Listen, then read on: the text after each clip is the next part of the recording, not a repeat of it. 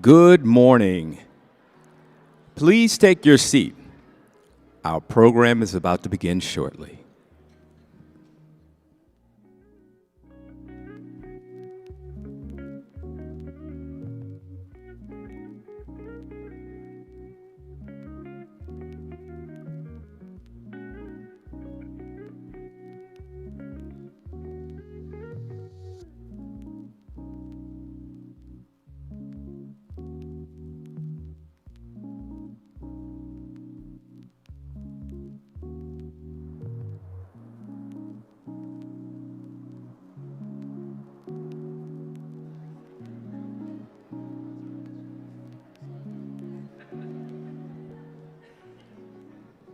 Good morning. Could you please take your seat? And those in the back, would you please kindly move forward? Thank you.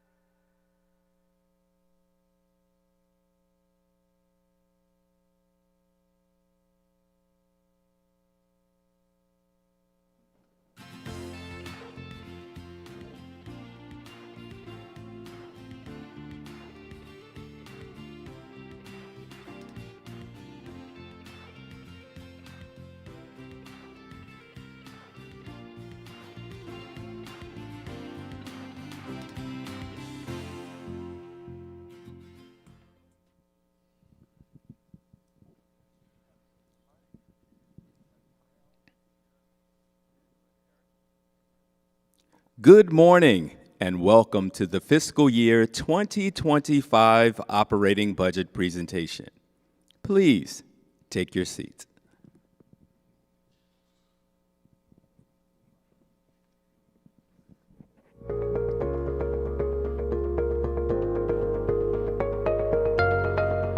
To be a part of Team BCPS is that you're a part of a community that's inclusive and very welcoming, and the teachers challenge you to achieve higher goals.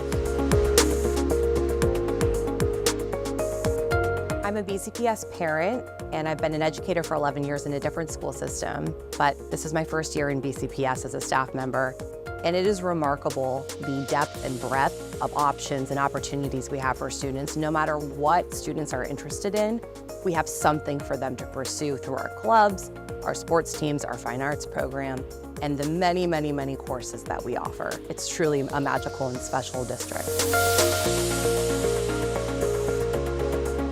When you think about a house being built, you don't start with the roof first, you start with the foundation, and that's truly what an elementary school is. The things that we do in preparing students to do higher level math, learning to read, all of that stuff sets the tone, not only for their middle school and high school career, but as we talk about college and career readiness and entering the workforce in the world eventually. How impacted my life is it taught me a lot of important lessons that I need to know in order to succeed in my life, and it also allowed me to get in advanced math. I am a product of BCPS schools. I matriculated from elementary school through high school, and so I firmly believe in the support and the success of BCPS and their curriculum, their staff, their teachers, and I know for a fact that my children are in good hands under BCPS, and I really applaud all of the commitment. I applaud all of the efforts of our teachers and staff, and I am excited to see the future. BCPS has positively impacted my life because it's allowed me to express my creativity in different ways, and also given me opportunities to practice the skills I'm interested in, such as being an apprentice at BCPS-TV, which has allowed me to expand my knowledge and my skills on the field that I want to go into long term. I think what what makes it special is that despite how large it is, I absolutely feel like everyone is given a voice. We are given an opportunity to be part of the process, to be part of the decision making, and feel valued in doing so. So to me, I don't think that's a difficult challenge with a system our size, but I think that that's one of the things that makes us so special. I believe in BCPS staff because we are dedicated and we are enthusiastic and we love our students. I believe in BCPS students because they are resilient and they have shown that over and over again. And that resilience is going to show them how they can overcome any challenges that they face now and in their future. We have the pleasure of working with some wonderful principals across our school system as well as some wonderful teachers. We get the opportunity to go in and work side by side with our teachers and leaders to ensure that the instructional practices that are taking place in our classrooms will meet the needs of our students. This work is innovative, it is strategic, but most of all, it is personalized in order to meet the needs of every individual school. It's not enough to recruit and hire employees. We need to consider how we are also helping them build their capacity in the role that they're in. Two things that we think about are upskilling and reskilling. Upskilling is helping people to do their job better in the role that they're in, and reskilling is giving people new tools to learn and solve problems that might not have even existed when they took the job that they're in currently. And both of those things require an investment in humans. We are very excited this year to provide all students of BCPS with free breakfast and lunch every day. With the support of an amazing system, all students are no longer forced to enter the classroom with an empty stomach. Obviously, as a system, it's our #1 priority to educate our students, and they can't do that with an empty belly. So now it's a very exciting for us to be leading the charge in the state of Maryland to provide free meals to every student of BCPS, regardless of eligibility status. I believe stakeholders should invest in Team BCPS because a strong public school system is the foundation of a strong community. We all need to be part of the solution and use our unique talents to better the lives of BCPS students and their families.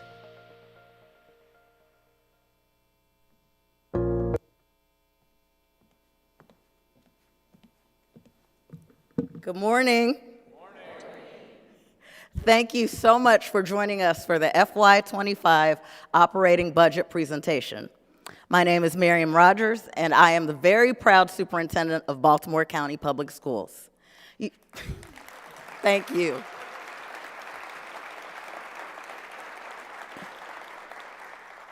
Thank you. You just heard a few members of Team BCPS community sharing the impact that our school system has had on them and their hopes and beliefs for our system. What they shared is the heart of what we do and why we do it for over 110,000 students, 20,000 staff, and countless families, community members, and stakeholders. We want to continue doing this critical work of building an innovative and collaborative learning community where all students excel and reach their highest potential. And so I am very pleased to present my recommended FY 2025 operating budget to you, Team BCPS, and lay out our vision for the coming year. Before I jump into the presentation, I want to take a moment to recognize some very special guests who are in attendance this morning. Representing Speaker of the House, Delegate Adrian Jones, Aisha Ajaz. The Honorable County Executive, Johnny Olszewski. Delegate Eric Ebersol. Delegate Kathy Forbes. Senator Shelley Heddleman. Senator Catherine Klausmeyer.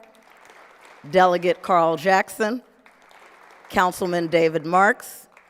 Delegate Rick Metzger, Councilman Chair Izzy Patoka, Delegate Cheryl Pastor, Senator Charles Sidnor III, Delegate Pat Young, Board Chair Tierra Booker Dwyer, Board Vice Chair Christina Pumphrey, Board Members Tiffany LaShawn Frimpong, Board Member Robin Harvey, Board Member Jane Lichter, Board Member Dr. Brenda Savoy, Board Member Emery Young,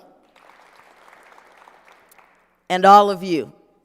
To every principal, central office staff member, and the team here at Carver who stepped away from your busy schedules this morning to be here, thank you. I am grateful for your continued partnership. This is a special presentation. As you know, we typically share the budget at the first Board of Education business meeting in January, and I'll be doing that tomorrow evening. However, I wanted to bring all of us together because this budget is truly a reflection of our collective efforts, our thoughts, our goals for BCPS. We are in a school because this budget is for our students. As a member of Team BCPS, I know that you have a special interest in ensuring that all of our students receive the best education possible that prepares them to excel in college, career, military, and the community. You have shared your thoughts and ideas on the areas that you believe we should prioritize in the budget and investments that we need to make that will help us to provide the greatest public education to every student. And so I want you to know that this is truly our budget, and I am grateful for your commitment to working together to fast forward to meet the needs of all of our students and staff while keeping our student learning our main priority and at the core of our work. Before I can talk about the investments we have made and will need to make on behalf of our students, it's important to understand the Team BCPS story, who we are as a system. We represent a diverse community of learners. 122 countries are represented by our student body. 176 schools, centers, programs, and we are growing. We have over 110,000 students, 20,000 employees, making us the third largest school system in the state of Maryland and the 22nd largest in the United States. We are a community that comes together during times of challenge. BCPS shows up. We don't lack for committed staff or involved communities as evidenced by hundreds of participants in meet and greets and budget community conversations across the county. Nearly 1,000 stakeholder survey respondents. More than 24 meetings with central offices, principals, and advisories that include school-based representatives in many roles. Thousands of clicks on the new Budget 101 webpage, and many partners stepping up to be a part of our efforts to fast forward. This high level of engagement shows the renewed hope and expectation from our partners, and rightfully so. You need something from us. We must deliver on our promise to educate our students at high levels. Our approach to this budget was inclusive and far-reaching. This is the people's budget. We started early and engaged community in many ways and often. People were empowered to actively participate, share experiences and needs. Different themes emerged across the groups, and that's how we put the budget together. Ultimately, we made tough, collaborative decisions as respectful as possible with a strict focus on what students need to excel. Just about everyone in this room has heard me say that this budget has been challenging. Trying to do more with less, increasingly complex landscape at a time where everyone else is trying to do the same thing. This work was difficult for two main reasons. Well, three. The fiscal cliff. We all know those funds are ending September 30th, 2024.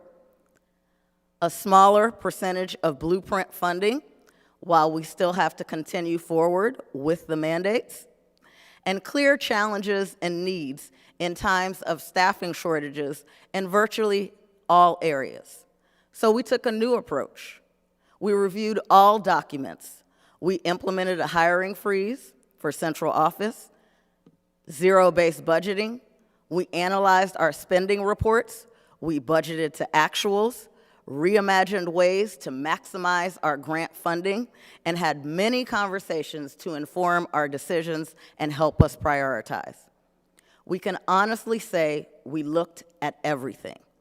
What did not serve us well should not command our time, attention, or resources, and this budget reflects that.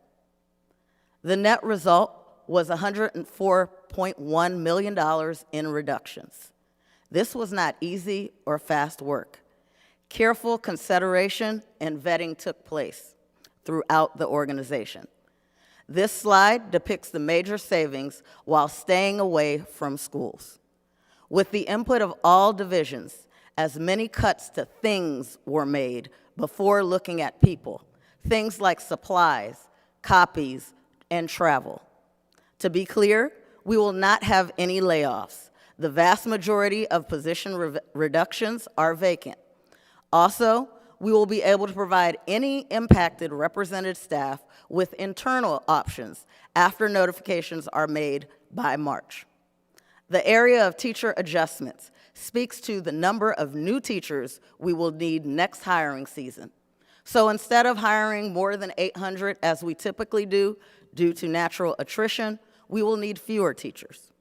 Other savings were from central office baseline non-salary budget reductions, transitional supplemental instruction formula reduction, right-sizing responsibility factors in alignment with content areas, turnover adjustment, information technology software licenses, fuel, and other built-in costs. I am truly grateful to work with a team that can come together and make difficult decisions in service of students. Let me say this again. We are a school system and we exist to educate all students at high levels. We're not there yet, and we've not been there for some time.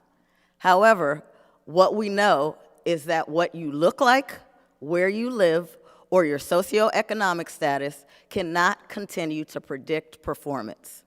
We also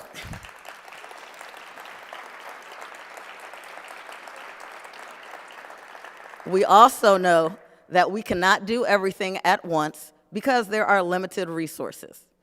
However, this budget takes a thoughtful, strategic approach to helping our school system fast forward. Investments in our greatest areas of need are needed right now, simply because our students and staff can't wait. Now is the time for BCPS to fast forward student achievement, to meet our moral obligation, remain competitive, and ensure long-term stability of the school system. We must focus on these 4 priorities: academic achievement, infrastructure, safety and climate, and highly effective teachers, leaders, and staff. All content areas are important and complement each other, and we must narrow our focus. We are committed to creating the conditions necessary for improvements in English language arts, mathematics, ESOL, and special education. Success is attainable, and we are clear about what we want in every classroom, every day, for all of our students. Let's take a look at an ELA classroom in one of our largest elementary schools, Newtown Elementary School. What was the genre that we started yesterday? Iluma, you got him? Realistic fiction. I love that. Now, we said realistic fiction has a few things. Does anybody remember? Now, 2nd grade, I took your note paper yesterday. Remember Ms. Cheney collected it, Nyla took it. What are some things that a realistic fiction story is going to have? We highlighted some words. Who has a good memory? Sebastian, give me one thing. Characters. We're going to have some characters in a story. What else are we going to have? Nyla. Events. The details that happen in the story. There was something else. Where am I? Jawan? Setting. The setting. Excellent. And we said a realistic fiction are events that could really happen in real life. We're not aliens. We're not in outer space. It's some events that could really happen in real life. Not the same like Clark the Shark, because we know that was what kind of story? Who can make a difference between the genres? Clark the Shark was what type of story? AY? It was a fantasy, because it was all made up. It was kind of silly to start the year, but now we're getting into some realistic fiction. I feel that setting high expectations from the very beginning sets the purpose in our classroom. Having rigor in the class. We do AVID strategies. I just feel like getting to know my students and building our community from the beginning is what is key. And that's, I feel like, how my classroom flows. One thing kind of naturally leads to the other. I try to build confidence and have children take risks in my classroom, and then that encourages them to be successful. And they really do, as you saw, they just build and feed from each other. And I feel like a culture of learning is what I want in here, and I want them to be here. So the more positive it is, it's more effective for all of us.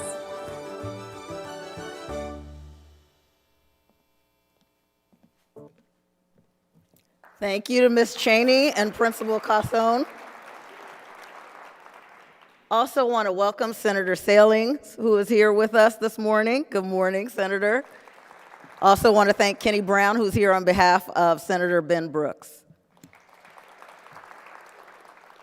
So that classroom that you just saw, that's what we want for all of our students. I was in that class and I witnessed the students. I witnessed them being engaged, and the teacher invested in their learning. Their use of language, her high expectations were clear in everything that she said and that she did with her students. Clarity in the classroom. The students understood what was expected of them, and she was implementing our curriculum with fidelity. This is what leads to improved outcomes for students. And what we see in this ELA classroom needs to be commonplace. That's why this budget decreases variance in what's available to students across the system. It expands investments in early childhood education. It reduces class sizes in elementary grades 3 through 5, which was our highest class size. It places content experts in schools and increase investments in critical areas like special ed and ESOL. Before we get into the numbers, let's fast forward to our vision for every student. College, career, community readiness, that's our goal. BCPS graduates should not lack for any options after they leave us. They should all be able to successfully navigate their chosen paths as a result of all of the experiences that they've had in BCPS. Working with a group of talented psychometricians, we were able to identify specific markers that if all of our students meet them along the way, they lead to college and career readiness for kindergarten through high school. Demonstrating readiness for kindergarten is extremely important. Reading in grade 3, successful completion of Algebra 1 by grade 8, and specific marks on SAT, ACT, AP, IB, or Algebra 2 are all important. As we acknowledge, we're not there yet, so let's review where we are and the investments needed to make sure that we get to our final destination. So here's where we are. When reviewing MCAP and graduation rate, you'll note that BCPS lags behind the state slightly. For our students, elementary schools and middle schools, you'll note that for elementary, we stayed the same this year. However, in middle schools, we went down slightly. Star ratings went down across the state of Maryland, primarily as a result of changes to the attendance formula. So it's important that we get all of our students back to school on a regular basis. In terms of graduation rate, we are 84.5%, where the state is at 86%. So we have work to do. Let's take a closer look by a level and area. This map shows you ELA performance on MCAP by level. The different colors represent proficiency rate. So blue is for beginning learners, cream, developing, and green, proficient and distinguished. You'll note in elementary school, we have some of all colors present. In middle schools, there is more cream, the opportunity to move our developing learners to proficient and advanced learners.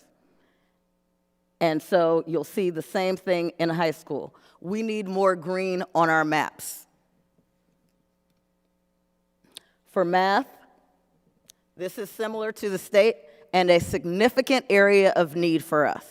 We want to move this upcoming year from ensuring that we have the right materials to investments in coaching and teaching. This requires a two-pronged approach. The biggest investment will be in elementary school, where our students have a fresh start. Research shows that this pays dividends for students and their future learning.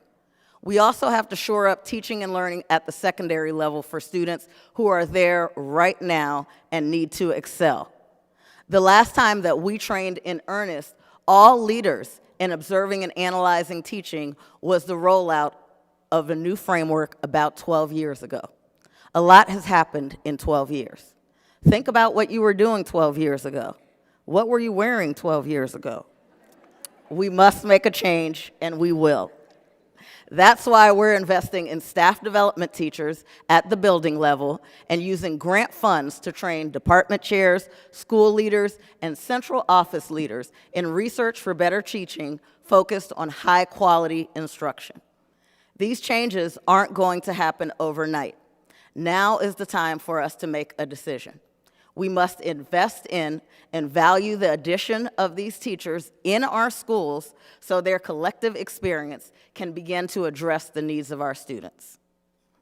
We have a responsibility for equitable resource allocation. These maps show you our economically disadvantaged pockets across Baltimore County Public Schools.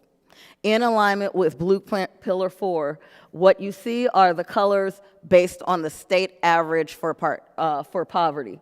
Any school that is at or above the state average shows up in a different color, and the gradients, the darker you get, the higher the poverty level.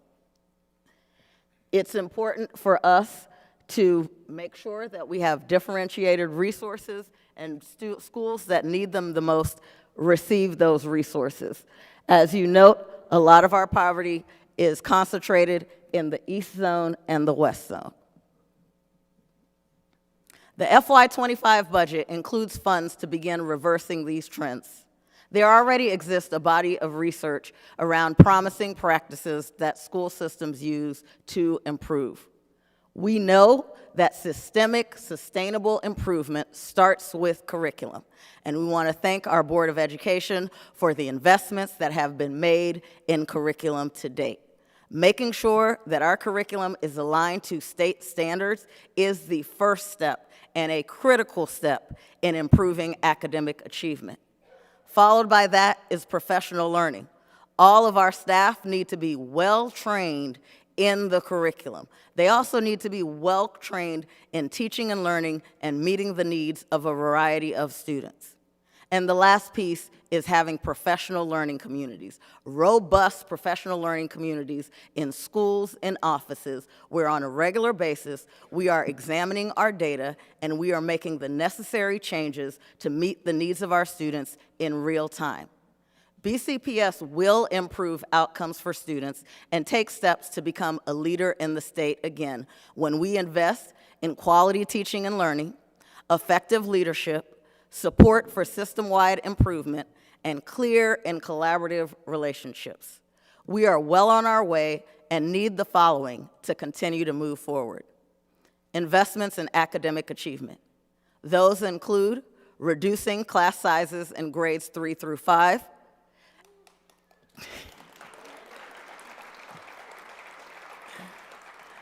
bringing elementary math lead teachers to our buildings. We're going to start off as a pilot.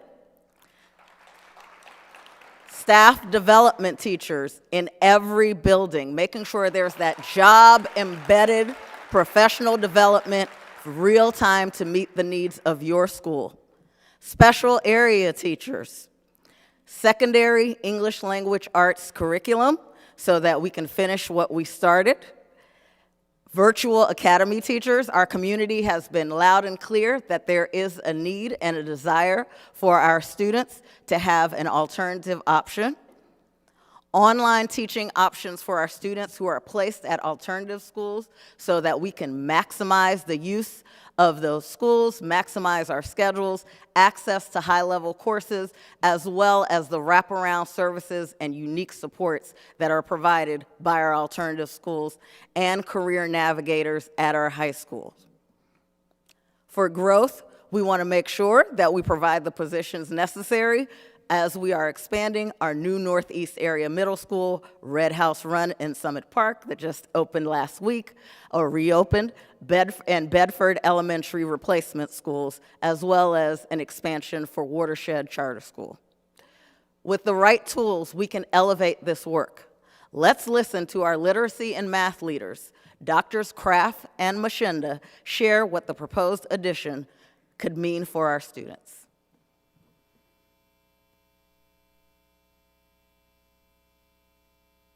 One of the things that we are really excited about is the upcoming budget continuing to support the procurement of high-quality curricular resources for elementary and secondary. Those resources then will allow for us to provide professional learning throughout the system to address instructional needs, pedagogical needs, and math content development. This new proposed budget is allowing us the opportunity for a new curriculum in grades 6 to 12. That will mean that students in K to 12 will have the experience of it being in a robust, standards-aligned curriculum. In addition, the budget is allocating money for professional learning. And we know that this new curriculum will only be as good as the professional learning that we are able to provide. And the budget provides opportunities for paraeducators, teachers, teacher leaders, and administrators. And so as I continue to think about this budget, I'm excited because I know that our student literacy achievement will look different based on how we are allocating our resources this year.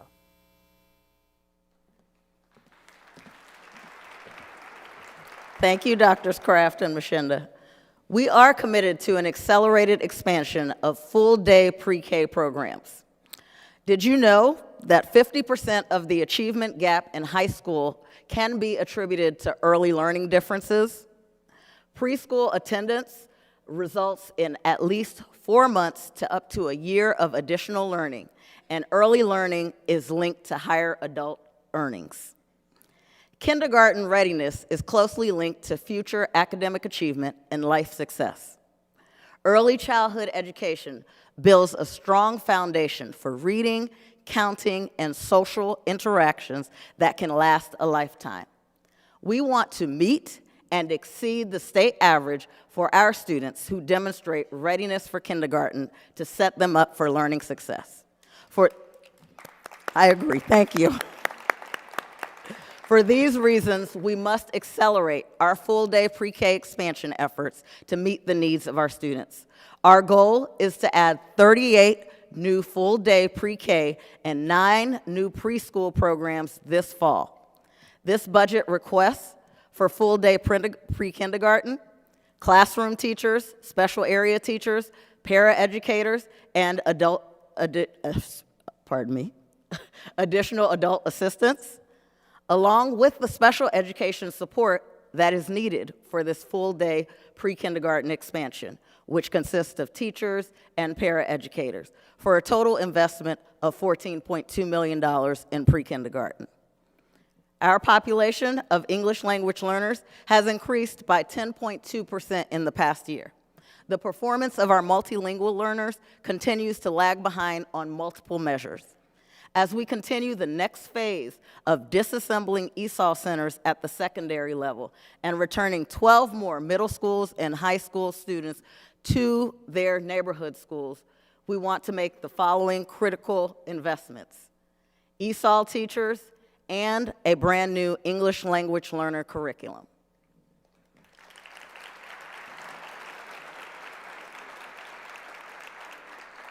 This budget allows us to provide the necessary resources and supports for our English language learners to ensure equitable access to all programming. With almost 16,000 students receiving special education services, we must ensure that all students and families receive the supports and the tools that they need to access learning and reach their full potential. Our goal is to respond to students as early as possible, So for this reason, our special education requests include elementary school individualized education plan chairs. We want our assistant principals to be fully engaged in being instructional leaders across the building. And we want experts as part of the IEP process navigating this journey with our families and students, as well as special education non-public placements that we're also asking for that. But it's important to note that there are bright spots where our students receiving special education services are achieving at high levels.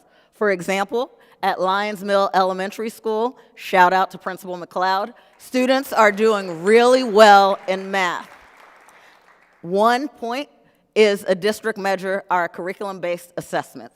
Second grade teacher, Ms. Policelli, that you see right here, her students in grade 2 outperformed the entire district mean.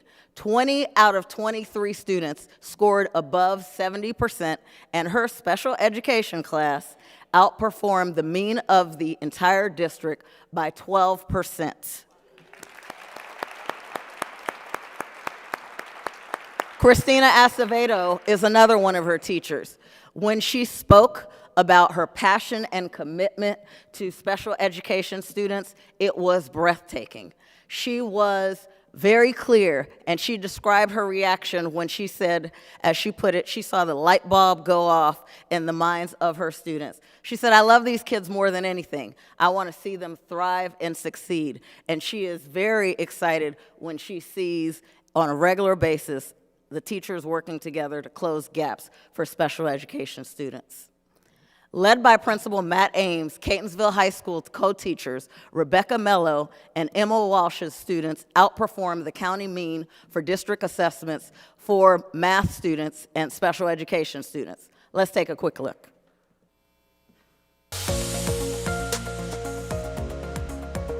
But we can actually split all 4 equations to 4 lines, and it'll still make the same picture.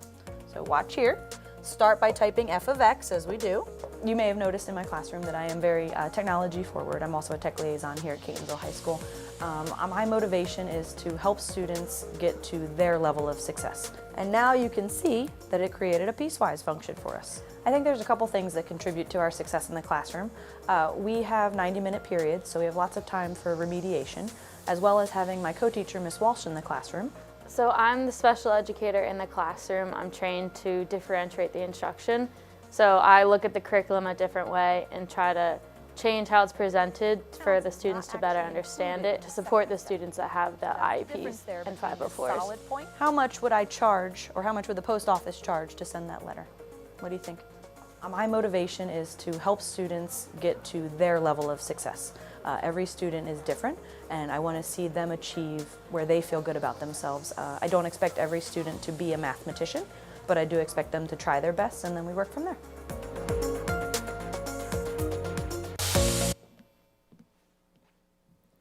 This is evidence that performance does not have to be predictable by service group.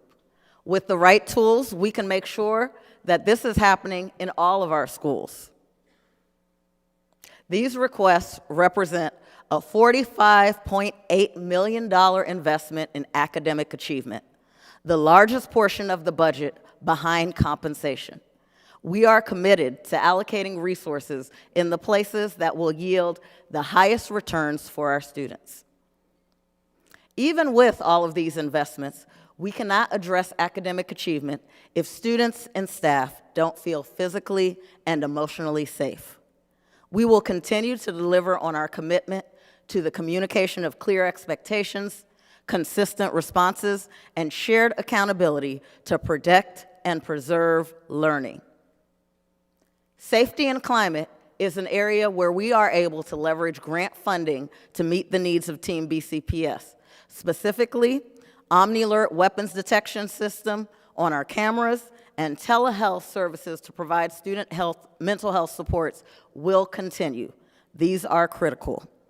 In addition, this budget requests student safety assistance to serve all of our secondary school and elementary schools on a differentiated need-based model, and Phase 2 expansion of our athletic trainers.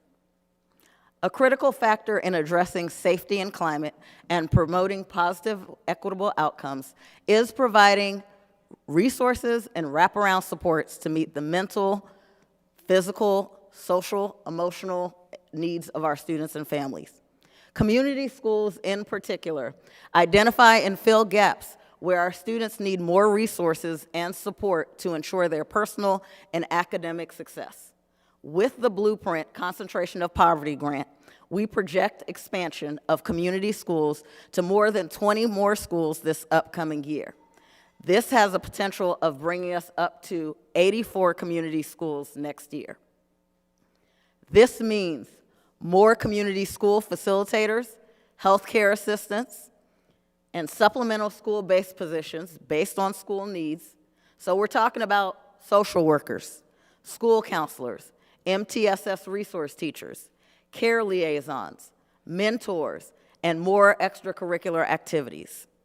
The important work of improving teaching and learning is a partnership between educators and families. Community schools provide us with an opportunity to help all of our students feel safe, have their needs met in a positive climate that is focused on their success. That's exactly what's happening at Baltimore Highlands Elementary School, where they're led by Principal Brian Williams. Together with Jill Savage, Community School Facilitator, and the entire Baltimore Highlands community, they are benefiting from a variety of things, including an in-house care team, bilingual family liaison, bilingual health assistant, a food pantry where they have served to date more than 331 adults and 354 children, and a partnership with St. Agnes for weekly mobile medical clinic on site. Shout out to the Baltimore Highlands Elementary School community.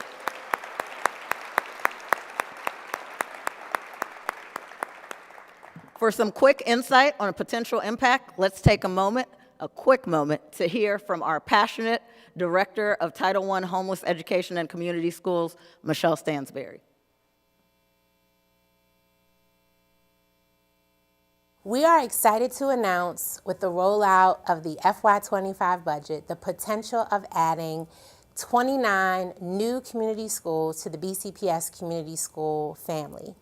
We are passionate about the work that happens in community schools and the supports that we provide for students and families and community members, and we are 100% sure that with the expansion of community schools and the investment through the Blueprint for Maryland's Future, that community schools will really make a difference in BCPS.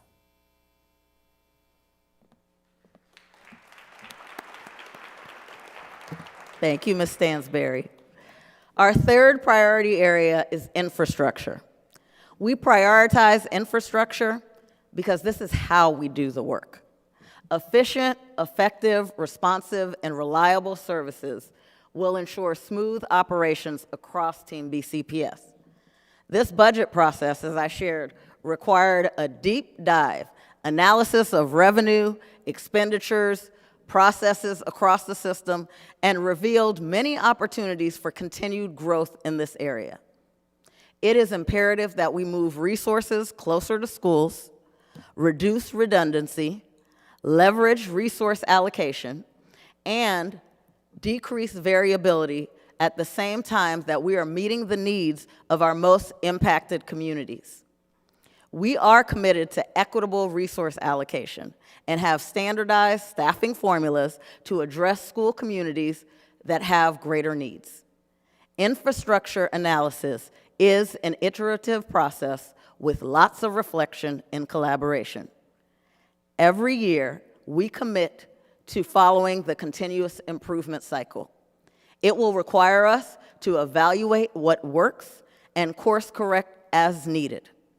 This proposed budget requests transportation contract buses, facilities operation and ground staff for our new buildings, protective cases for our middle school students so we can keep those Chromebooks intact, or try, shared desktops for our staff members, utilities, and startup and moving costs for new schools. I said before, this is the people's budget. People put this budget together. It takes people to do this work. And without the right people, we will not achieve our goals and return to the top. My experience has taught me through 27 years that people don't leave because of hard work. People leave when they don't feel valued and they're not a part of the process. This budget values and respects our people. Recruitment and retention is important to every single office across Team BCPS. I am so grateful that all of our unions were able to come together by November 30th so that we could have a historic 3-year contract for our staff members. Special thanks to Joelle, our chief negotiator, Nick, Brian, Cindy, Jeanette, and Billy. We are grateful to all of you and your hard work. This is the first time we've secured 3-year contracts, and we are providing this so that our staff members know that we care about you, we value you, and this is something that you can feel secure in. So we can all shift our attention to what our students need. There is a lucrative compensation and benefits package, as well as new hire incentives for special education and high-need schools to continue to respond to the needs of our students. Retention is extremely important to us. We are committed to shifting the climate, making sure that we show respect, appreciation, and value for all of our people, and invite people to continue to be a part of the process. We are bringing in more staff, and we will remain focused on manageable workloads and positive working conditions because that makes a difference. We are invested in adult learning across the organization. We will expand Grow Our Own for paraeducators and adult assistants and broaden our university partnerships to create unique opportunities for different cohorts. We will continue to move forward with teaching and learning and ensure that there is job-embedded professional development directly at the school site. In the area of recruitment and retention and support, this budget requests compensation increases, extended day salaries that were previously on ESSER, contractual and substitute salary adjustments, human resources special project liaisons, and of course, benefit costs. I would be remiss if I did not pause to thank our county executive for the historic funding that he has provided us for our educators to date, and thank him and our county council in advance for the continued funding and support. As Dr. Liz Berquist, Director of Employee Training and Development, shared in the Impact video, BCPS is investing in our people across all areas. It is important for us to rescale and upscale. Principals, you have been a key voice throughout this process. Thank you for all of your work on a regular basis. As school leaders, you know what you need to be successful. You told us and we listened. Let's hear now from a couple of your colleagues.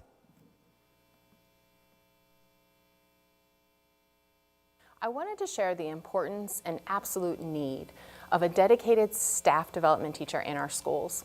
We all know that the educational landscape is ever changing, and with those changes come challenges and obstacles. And we, as educators, need to ensure that our teachers are prepared to handle those challenges and stay ahead of those changes. The staff development teacher role is pivotal in this process. They help to ensure that we can meet the individual needs of our staff. They can help not just implement professional development, but actually customize opportunities for teachers to grow. The proposed investment in staffing for intermediate classrooms will not only reduce the class sizes and close the gaps, but will also better prepare our students for middle school and beyond. Dr. Rogers' proposed IEP facilitator position will allow for an individual that is specifically trained in the IEP process as well as support process to support families and staff with identifying student needs and putting appropriate accommodations in place, with the end goal of a smoother transition from 5th grade to middle school, as well as providing those supports each year in elementary.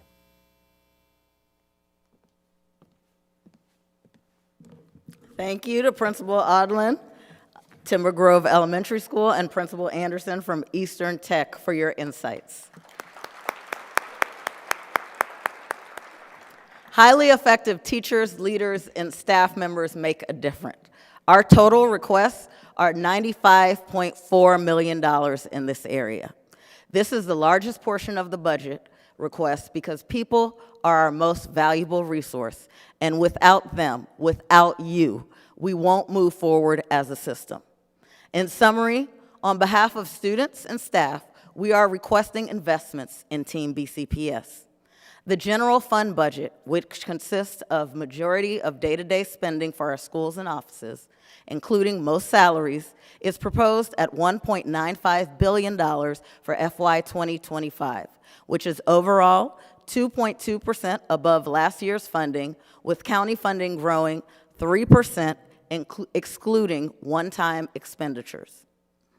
Our upcoming FY 2024 budget meetings include tomorrow evening's formal presentation to the board, the public hearing on January 17th, board work session on January 24th, and the board vote to adopt the FY 25 budget on February 28th. I want to thank everyone for your time here this morning. I want to especially thank Brenda, Aaron, Tracy, and Kathy, who have helped to put all of these pieces together. Boyende, who leads the communications team. I want to thank BCPS Communications, Boyende Onijala, BCPS-TV, CAPS, Brian House for our design, all of the hard work that you've done. Special thanks to our cabinet members who have worked extremely hard as a part of this process, our Division of Finance, our Chief Financial Officer, our budget team, and all of the members of our Board of Education who have supported us throughout the process, and everyone again who is here today. I want to thank you for your participation in this process. Thank you for joining me today, and thank you for your unwavering commitment to Team BCPS. Thank you.